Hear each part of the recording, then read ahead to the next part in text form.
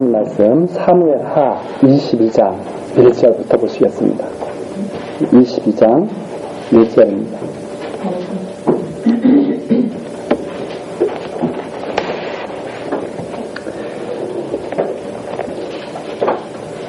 여호와께서 다윗을 모든 대적의 손과 사울의 손에서 구원하신 그날에 다윗이 이 노래의 말씀으로 여호와께 아뢰어 가로되 여호와는 나의 반석이시오 나의 요새시오 나를 건지시는 자시오 나의 하나님이시오 나의 피할 바위시오 나의 방패시오 나의 구원의 뿌리시오 나의 높은 망대시오 나의 피난처시오 나의 구원자시라 나를 흉악에서 구원하셨도다.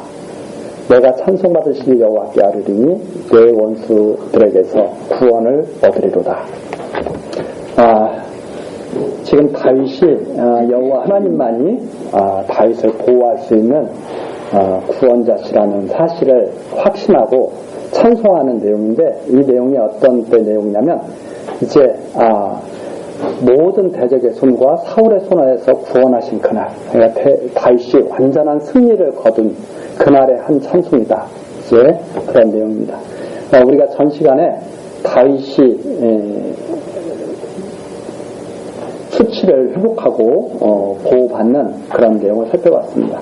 다윗은 우리가 잘 아시는 대로 다윗은 참 그 일생을 우리가 살펴보면 참 드라마틱하죠. 뭐 잔잔하게 일생을 지나시는 분들도 있지만 다윗은 정말 드라마틱한 일생을 살았습니다.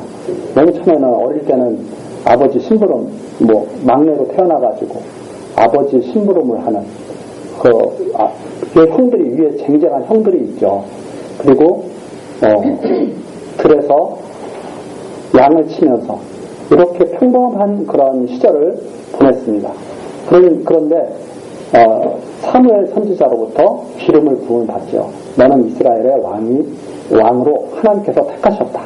이렇게 기름 부음을 받습니다. 그리고 나서 다윗이 어린 나이에 골리앗을 무너뜨리죠.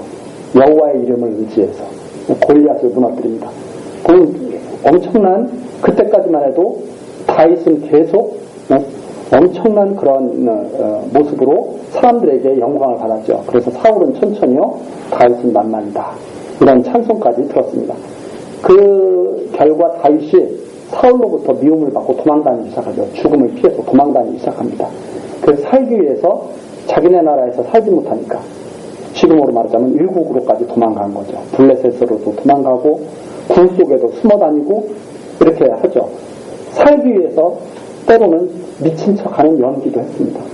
살기 위해서 살려고 우리가 살려면은 진짜 별짓을 다 해야 되잖아요. 다윗은 가장 밑바닥까지 내려가는 거죠. 마치 미친 사람들처럼 그렇게 보이기도 하고. 그랬던 다윗이 어느덧 하나님의 보호하심 속에서 이스라엘 왕이 됐습니다. 이스라엘 왕이 돼서 참 그 왕 자리에서 영광을 받으면서 지내면 또 얼마나 좋겠어요?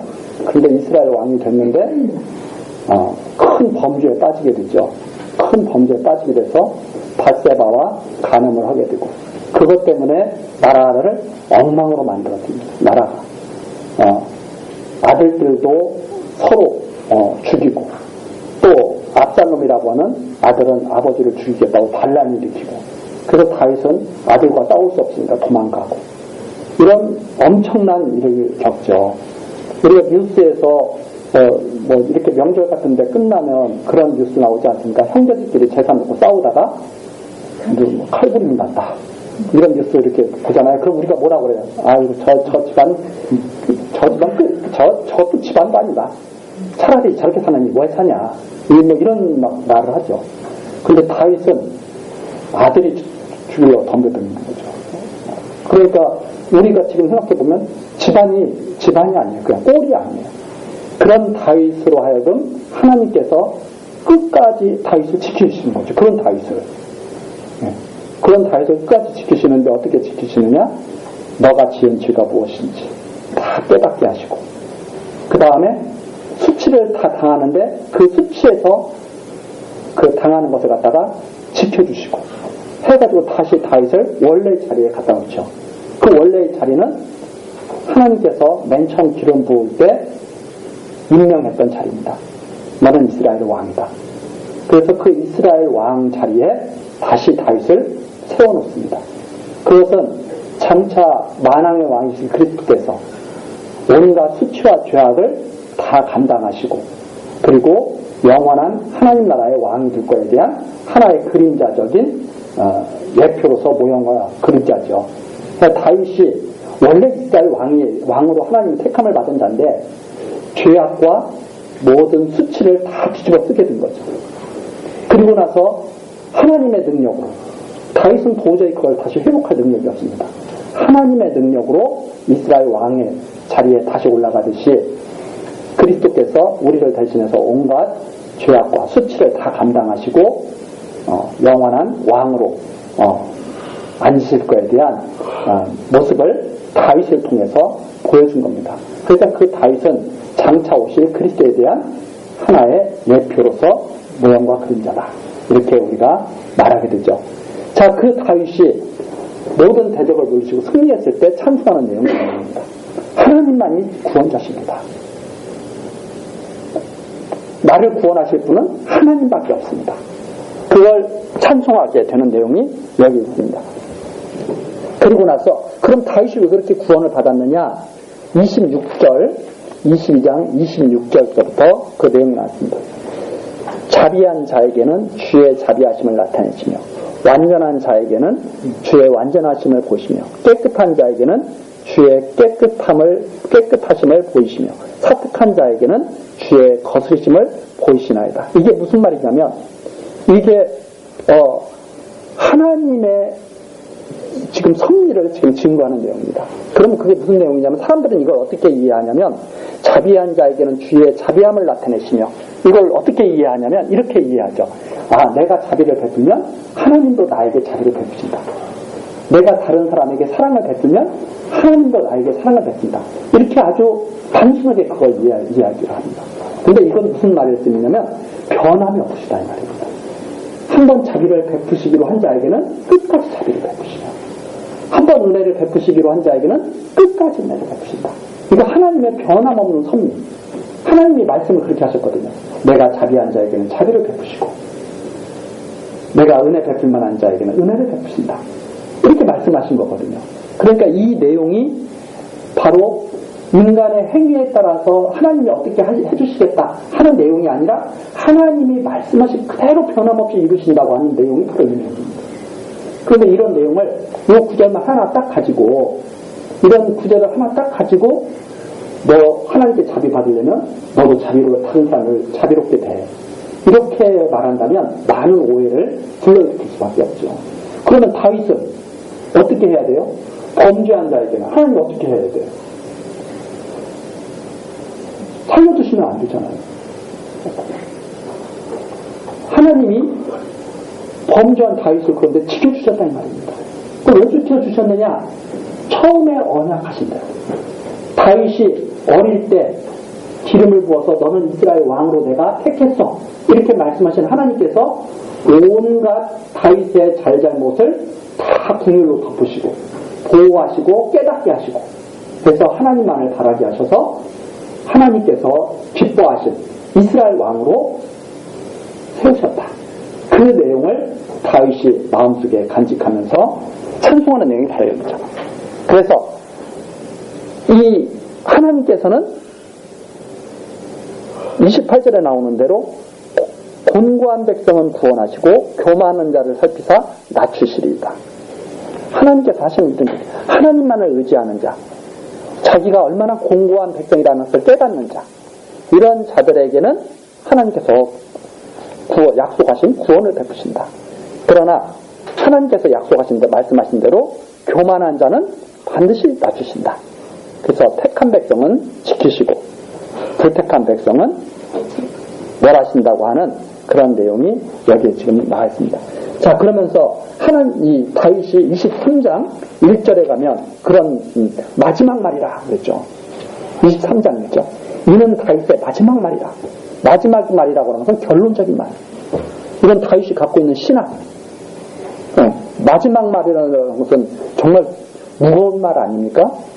사람들이 마지막 떠날 때, 세상 떠날 때 유언을 남기면 그건 정말 그 사람이 간절히 바라는 그런 말이죠. 이제 그런 의미에서 마지막 말이라고 하는 것은 무게감이 있습니다. 이는 다윗의 마지막 말이다. 그래서 이 번역이 이렇게 사실은 이렇게 됐지만 다윗이 가지고 있는 결론적인 그런 신앙입니다. 이새의 아들 다윗이 말하며, 이새의 아들 다윗, 이새,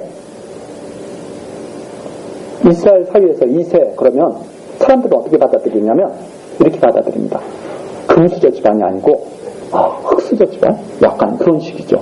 왜냐하면 이새의 아들이라 하면은 정말 나라의 어떤 큰 그런 일꾼 중에서 뽑힌 사람이 아니거든요. 그냥 평범한 사람 중에서 딱 뽑은 거거든요. 그래서 이새의 아들 다윗이 말하며 높이 올리운 자. 그런데 이새의 아들인 다윗을 높이 올렸다. 높이 올리운 자. 야곱의 하나님에게 기름 부음 받은 자. 여기서 특히 야곱의 하나님. 야곱은 이스라엘이죠. 야곱 이름을 나중에 하나님께서 이스라엘로 이렇게 바꾸라고 말씀하시잖아요. 그 전에 야곱은 참 연약했죠. 하나님께 복받지 못할까봐 아버지를 막 속여먹기도 하고 형을 막 속여먹기도 하고 그렇잖아요. 우리가 생각할 때 신앙인은 정정당당해야 되잖아요. 신앙인은 왜 속여서 복을 받으려고 그래요? 그런데 야곱이 그렇게 했거든. 그래서 이새의 아들이라든가 이새, 야곱 이런 의미 속에는 참 연약한 인간의 모습 그런 게 담겨져 있습니다. 야곱의 하나님. 그러나 야곱을 사랑했죠. 하나님이 태어나시기도 전에. 그렇죠? 네. 태어나기도 전에 사랑했다고 말씀하신 것이 바로 야곱이죠. 난 태어나기도 전에 너를 사랑했어. 그 하나님에게 기름 부음 받은 자. 그 사람이 누구냐면 이스라엘의 노래 잘하는 자예요. 다윗이 당대 가수였어요. 당대 가수. 지금으로 말하자면 정은이도 있고 있는 신앙 좋은 사람들이 예능적으로도 훌륭한 사람들이 많습니다. 그래서 다윗은 수금도 잘 탔다고 그러죠. 수금 잘 탔다고 악기를 잘 다뤄. 그러니까 이게 감성도 풍거죠. 우리 사람이 참 이게 가장 이렇게 아름다운 이렇게 모습이 뭐냐면 지정의, 이성과 감성이 좋아지고 이런 사람들은 참 아름답죠. 감성이 있을 때 다른 사람을 잘 이해해 줄 수 있잖아요. 그 심정을 이해해 주고 이런 것들이 있죠. 그래서 이스라엘의 노래 잘하는 자. 근데 어떤 노래를 잘했느냐? 다윗은 찬송을 잘했습니다. 하나님을 향한 찬송을 잘했습니다. 그래서 이스라엘의 노래 잘하는 자는 하나님께 참 아름다운 찬송을 하던 자. 말한다. 이새의 아들로 태어났고 야곱의 하나님께 기름을 부음받고 하나님을 찬송하던 자. 탁월한 은사를 가졌던 자. 2절입니다. 여호와의 신이 나를 빙자하여 말씀하시니. 지금 누가 말씀하시냐? 이건 내가 말하는 게 아니라 여호와의 신이 내 안에서 말씀하신 거야. 이런 뜻입니다. 여호와의 신이 지금 말씀하고 계신다. 이것도 노래거든요. 이것도 지금 다윗이 지금 노래하는 거거든요. 그 말씀이 내 혀에 있도다. 완전히 성령 감동 받은 상태에서 지금 다윗이 지금 말한다는 겁니다. 이건 내가 하나님께 완전히 사로잡혀서 지금 이 말을 하는 거야. 이 찬송을 드리는 거야. 이러면서 말씀을 전하죠. 3절입니다. 이스라엘의 하나님이 말씀하시며 이스라엘의 바위가 내게 이르시기를. 이스라엘의 하나님이신데 그분은 변함이 없는 분입니다. 흔들림이 없는 분이죠. 그래서 바위입니다. 보호해 주시는 분이죠. 그 바위가 내게 이르시기를 사람을 공의로 다스리는 자. 하나님이 사람을 무엇으로 다스린다고 그래요? 공의로 다스린다. 그 공의가 뭐냐? 하나님의 기뻐하시는 뜻. 하나님이 정하신 법칙. 하나님께서 선하다고 하면 선한 거고 악하다고 하면 악한 것이죠. 그 공의. 그래서 공의라는 개념은 우리가 알고 있는 도덕적 개념을 갖다가 포함하지만 뛰어넘는 것. 하나님께서 선하다고 하신 것. 그 하나님께서 선한 것이 뭐예요? 인간이 선악을 판단하지 않고 오직 하나님만을 바라보고 하나님 말씀만 듣는 것. 하나님이 싫어하시는 것은 인간이 선악을 알고 하나님 노릇하는 것. 싫어하시는 거죠. 그 하나님이 사람을 공의로 다스리신다. 공의로 다스리시는데 하나님을 경외함으로 다스리신다. 그 공의를 따르게 되면 어떤 결과를 맺게 되냐면 하나님을 경외하게 됩니다. 하나님을 여호와로 경외하는 거죠. 그래서 4절입니다. 그 다스리는 자, 하나님을 경외함으로 다스리는 자요. 바로 다윗을 말합니다. 하나님을 경외함으로 백성을 다스리죠.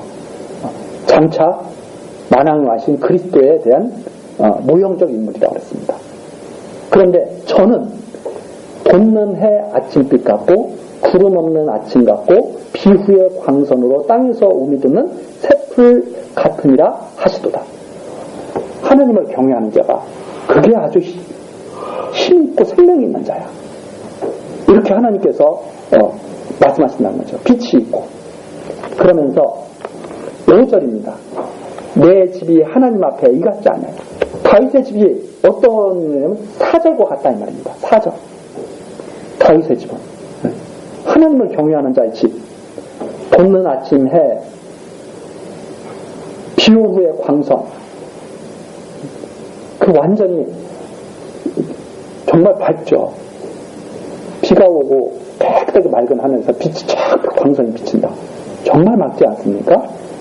우미 돋는 새풀. 얼마나 생명력이 넘쳐요. 그런 집 같다. 왜 그렇게 되느냐? 5절 중반에 나오죠. 하나님이 나로 더불어 영원한 언약을 세우사 만사에 구비하고 견고케 하셨습니다. 하나님께서 다윗과 함께 언약을 딱 세우신 거예요. 그래서 만사를 다 구비했어요. 일생 전체를 다 구비해놨어요. 다윗이 엄마 태 속에 딱 잉태할 때부터 하나님께로 돌아갈 때까지 이미 하나님께서는 다윗이 모든 일을 갖다가 다 마련해 놓으셨다. 구비해 놓으셨다. 그 다음에 그 구비만 해 놓으셨느냐? 견고케 하셨다. 그래가지고 변함없이 하나님 뜻대로 선한 길을 갈 수 있도록 다 견고케 하셨다. 그렇게 하셨으니 나의 모든 구원과 나의 소원을 어찌 이루지 아니하시랴. 하나님께서 다윗에게 준 모든 소망을 반드시 다 이루신다. 하는 말이에요. 그래서 우리가 생각할 때 항상 그렇게 생각합니다. 어떻게 생각하냐면 하나님께서 만사에 구비하고 견고케 하셨다. 그건 무엇을 말하는 거냐면 하나님 뜻대로 다윗이 따라올 수 있도록 다 준비해 보셨다 이 말입니다. 그래서 때로는 하나님 뜻대로 안 따라가는 것 같죠. 어떻게 보면 다윗이 범죄했을 때는 하나님 뜻대로 안 따라가는 것 같잖아요. 하나님께서는 이미 다윗이 그 길을 거치더라도 하나님이 원하시는 쪽으로 올 수 있도록 길을 다 준비해 보셨다 이 말입니다. 그래서 때로는 넘어지는 것 같지만 그것이 더 강한 힘을 얻게 되는 결과를 가져오기도 하시고. 그렇죠? 그럼 하나님의 택한 백성은 누구나 다 같습니다. 야곱의 하나님이시니까 야곱도 그랬죠. 에서가 죽이려고 거기도 집안 싸움 났잖아요. 에서가 죽이려고 그러잖아요. 에서가 죽이려고 그러니까 같이 있으면 형제끼리 죽이게 생겼어요. 그러니까 한 수 없이 리브가 야곱의 어머니가 그러는 거 아니에요? 너 여기 있다가 형한테 죽을 것 같다. 나 그 꼴 못 본다. 너 일갓집에 좀 도망가 있어. 이래가지고 일갓집에 도망가는 거 아닙니까? 일갓집에 도망가서 20년을 살지요. 20여 년을. 그리고 엄마 죽는 것도 못 보거든. 리브가 죽을 때도 못 보죠. 왜? 돌아올 수가 없어. 그 야곱을 하나님께서 끝까지 지키지 않습니까? 그 아들 요셉도 하나님이 끝까지 지키죠. 형들에게 팔려갔는데 참 가만히 생각해보세요. 이 집안이 보통 집안이 아니에요. 형제들끼리 죽이려고 그러지. 형제를 팔아먹지. 보통 집안이 아니야. 그런데도 그 집안을 하나님께서 끝까지 지켜요. 왜 그러시느냐? 영원한 언약을 세우셨기 때문에. 그러면 죄악을 그냥 덮어두시는 분이 아니에요. 그 죄악을 낱낱이 다 우리가 그래서 다 알잖아요. 이 집안이 어떤 죄악 속에 있었는지 다 알잖아요. 우리까지 다 알잖아요. 인터넷 기사도 한 10년 지나면 다 끄집어져 있게 되기도 하는데 이건 지금으로부터 몇천 년 전이에요. 이게 지금으로부터 4,000년 전 3,000년 전 사건을 갖다가 우리가 낱낱이 책으로 지금 보니까 그 이유가 뭐냐? 영원한 언약을 세우시고 만사에 구비하고 경고케 하셨기 때문에. 그래서 어떻게 소원을 안 이룰 수가 있으랴. 이렇게 찬양을 합니다. 그러면서 다윗이 마지막 그러니까 6절 7절까지 읽어요. 하나님의 영원한 사랑을 받은 다윗의 집은 이런데 6절 그러면 사악한 자의 집안은 어떻게 되냐. 여기서 사악한 자는 여기 3절에 하나님을 경유하는 자가 다윗의 집이잖아요. 사악한 자는 하나님을 경유하지 않고 살아가는 자들. 그 사악한 자는 다 내어버리울 가시나무 같으니 이는 손으로 잡을 수 없습니다. 사악한 자들은 잡을 데가 없어요. 그래서 다 망한다. 7절 그것들을 만지는 자는 철과 창자루를 가져야 하리니 그것들이 당장에 불살이리라 한다. 다윗이 마지막 결론. 하나님의 사랑을 받은 자는 만사 구비하시고 경고케 하시고 하나님의 사랑을 받지 못한 가시나무 같은 자들은 다 망할 것. 이것이 다윗의 마지막 말이었다. 그리고 나서 이제 다윗의 영광스러운 모습이 쭉 나옵니다. 얼마나 다윗 주변에 쟁쟁한 용사들이 있었는지. 그렇죠? 다윗 주변에 쟁쟁한 용사들. 그래서 이 하나님의 복받은 자들은 이 다윗은 이스라엘 나라였잖아요. 교회도 마찬가지고 가정도 마찬가지입니다. 하나님의 복을 받은 자들은 옆에 있는 남편이 하나님을 잘 경외하는 자고 옆에 있는 아내가 하나님을 잘 경외하는 자고 자녀들이 하나님을 잘 경외하는 자고 그 집안이 든든하죠. 교회도 마찬가지죠. 하나님을 경외하는 자들이 모여있는 교회는 든든하죠. 하나님을 어떻게 경외하느냐? 자기 뜻을 이루어주는 하나님이 아니라 하나님의 영원한 언약을 이루시는 여호와 하나님으로 경외하는 자들.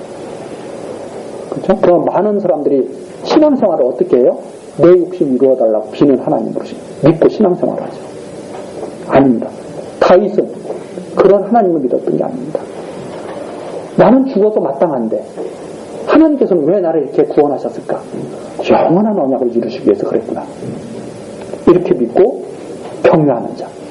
그 정오의 빛까지 빛나는 거죠. 그 다윗의 주변에 이렇게 쟁쟁한 용사들이 있었다 하는 말입니다. 그것이 23장 내용이고 24장은 이제 마지막 이제 이 사무엘하의 마지막 내용입니다. 그 마지막 내용이 뭐냐면 다윗이 단을 쌓아서 재앙을 그치지 않은 내용입니다. 단을 쌓았다는 건 뭐예요? 하나님을 경외하는 제사를 드렸다는 거예요. 하나님 경외하는 제사. 그래서 다윗이 재앙을 면하는 내용이 24장 나오죠. 24장 나오는데 1장서부터 9절까지 1절서부터 24장 1절서부터 9절까지 내용 중에서 1절 보면 사람들이 이게 어려운 거예요. 그게 뭐냐면 이렇게 말이 나오죠. 여호와께서 다시 이스라엘을 향하여 진노하사 저희를 치시려고 다윗을 감동시키사 가서 이스라엘과 유다의 인구를 조사하라 하시니라. 이게 무슨 말이냐면 하나님께서 이스라엘을 또 때리시려고 하는 거예요. 그런데 다윗을 막 감동시켜가지고 너 인구 조사해. 이거든요. 그 인구 조사는 건 뭐냐면 국력이 어느 정도 되는지. 우리가 그런 짓 잘하잖아요. 우리가 원래 그래요. 우리들이 세상 사람들은 그런 것을 갖다가 지혜라고 생각해요. 통계 딱 내서 우리는 국가가 힘이 이만큼 있어. 군대가 100만 명이야. 중국이 막 그러잖아요. 우리 군대는 막 인해 전술. 지금은 인해 전술이 통하는 시대도 아니지만 미사일이 몇 개. 다 통계내가지고. 그게 뭐냐면 우리 함부로 건드리지 마. 얼마나 우리가 힘이 센데. 이렇게 해서 하나님을 의지하지 않고 사람 수를 의지하고 군대를 의지하고 재물을 의지하고 그런 것이 바로 인구조사가 된 겁니다. 그런 거 우리들이 다 하죠. 우리들 다 하잖아요. 아, 내가 이만큼 준비해놨으니까 이제 안전해. 다 그렇게 생각한다 이 말입니다. 젊은 사람들은 그렇게 생각하죠. 아, 내가 저 직장만 들어가면 나는 안전해. 왜? 다 조사해봤거든. 근데 하나님이 이스라엘의 진실하고 다윗을 감동시켜서 조사하거든요. 그럼 이스라엘을 왜 얻어맞아야 되는가? 다 죄인이야. 하는 짓이 하나님의 공의를 인정하지 않고 다 자기들의 뜻에 따라서 살아가는 족속이다 이 말입니다. 이스라엘은 목이 붓고 폐역한 족속이라고 성경에 계속 나오죠. 계속 얻어맞아야 하나님께. 그래서 이거죠. 하나님이 괜히 그러시는 게 아니다 이 말입니다. 우리 모두가 사실은 하나님의 진노를 받아서 마땅했다. 그런데도 하나님이 잘 이렇게 지켜주고 계신다 이 말입니다. 왜 그러고 계시느냐? 바로 다윗처럼 이렇게 하시거든요. 그래가지고 하나님이 또 이스라엘을 또 진노하시니까 다윗이 큰일 난 거예요. 아, 하나님 어떻게 하면 이렇게 우리가 벗어날 수 있습니까? 막 그랬더니 하나님께서 갓선지자를 보내주죠. 갓선지자를 보내가지고 너 하나님한테 얻어맞을래? 사람한테 얻어맞을래? 이렇게 말씀하시는 거죠. 그랬더니 다윗이 뭐라고 그러냐면 14절에 나오죠. 다윗이 갓에게 이르되 내가 곤경에 있도다. 나 정말 어려움에 빠졌구나 내가. 여호와께서는 궁율이 크시니. 여호와께서는 뭐가 크셔요? 궁율이 크시다. 다윗이 믿고 여호와는 정말 궁율을 베푸시는 분이다. 그러면서 우리가 여호와의 손에 빠지고 내가 사람의 손에 빠지지 않기를 원하노라. 사람에게 얻어맞는 것보다 하나님께 살지 맞겠습니다. 왜 그런가 하면 하나님은 궁율이 있으시기 때문에 나를 살려주실 것입니다. 이스라엘을 살려주실 것입니다. 그래서 다윗이 하나님께 맡겨요. 우리 하나님께 맡겼습니다. 하나님께서 막 때리시는데 하나님이 궁율을 베풀지 않으면 이스라엘이 다 망하게 생긴 거예요. 그때 다윗이 딱 17절에 나오죠. 다윗이 백성을 치는 천사를 보고 곧 여호와께 아뢰어 가로되 나는 범죄하였고 악을 행하였사거니와 이 악무리는 무엇을 행하였나이까?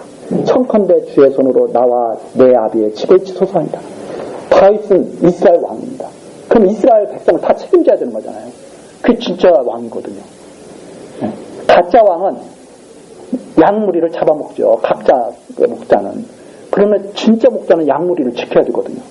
이스라엘이 그럽니다. 하나님, 이 백성을 좀 살려주십시오. 차라리 저를 대신 치십시오. 여기에서 우리가 그리스도의 모습을 볼 수가 있죠. 그렇게 말씀하시니까 여호와께서 갓을 보냅니다. 그래서 18절 이날에 갓이 다윗에게 이르러 고하되 올라가서 여부스 사람 아라우나의 타작마당에서 여호와를 위하여 단을 쌓았어.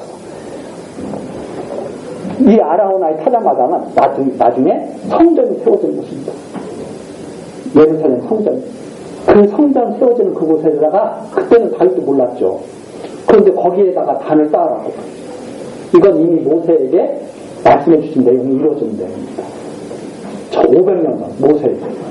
그런데 그 단을 쌓고 거기서 여호와를 딱 경유한 성기니까 제사를 드니까 여호와께서 궁유를 베푸셔가지고 진노를 딱 멈추시는 내용이 바로 마지막 내용입니다. 그러면 이 내용은 무슨 내용이냐? 궁율이 크신 하나님께서 장차 참 성전으로 오실 그리스도를 통해서 제사드림으로 말미암아 재앙이 그치게 될 것을 바라보게 하는 내용이 바로 이 내용이다. 그래서 이 모든 내용이 그리스도에 대한 언약의 말씀을 담고 있고 장차 참 왕이신 그리스도께서 우리를 대신해서 참 성전으로 하나님을 경외하게 될 때 그 모든 백성들이 하나님의 궁율을 입고 구원에 이르게 될 것을 바라보게 하는 내용이 여기까지 이렇게 나와 있죠. 그래서 이 내용이 바로 다윗의 마지막 내용입니다. 단을 쌓아 재앙을 그치게 한다.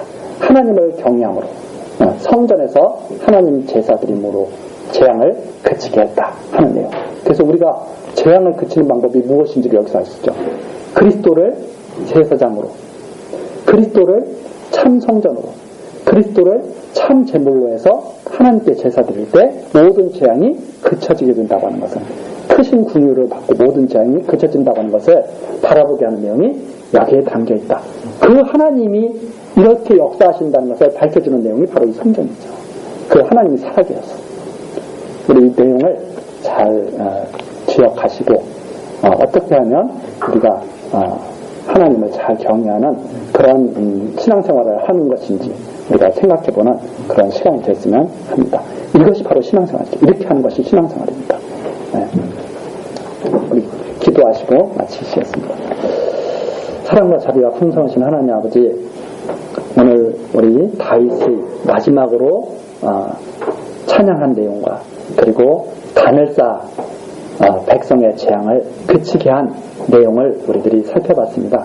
하나님, 이 모든 내용이 예수 그리스도를 통하여 이루어질 내용인 것을 우리들이 또한 깨달았습니다. 하나님, 우리들이 신앙생활을 한다고 하면서도 이방신 섬기듯이 그렇게 하나님을 섬기는 경우가 있습니다. 그러나 하나님께서는 이방신이 아니시고 참 오직 유일하신 하나님이십니다. 하나님의 공의를 우리들이 바르게 깨닫고 하나님의 뜻에 합당한 하나님의 자녀들 될 수 있도록 하나님께서 지혜와 총명으로 인도하여 주옵소서. 우리 교회학교 학생들 아직 어리지만 하나님의 이 말씀으로, 영원한 언약의 말씀으로 하나님 그들의 일생을 구비하시고 경고케 하심으로 하나님 경외하며 하나님께 나아갈 수 있는 귀한 자녀들 될 수 있도록 또한 역사하여 주옵소서. 모든 것 우리 구주 예수 그리스도 이름으로 기도드립니다. 아멘.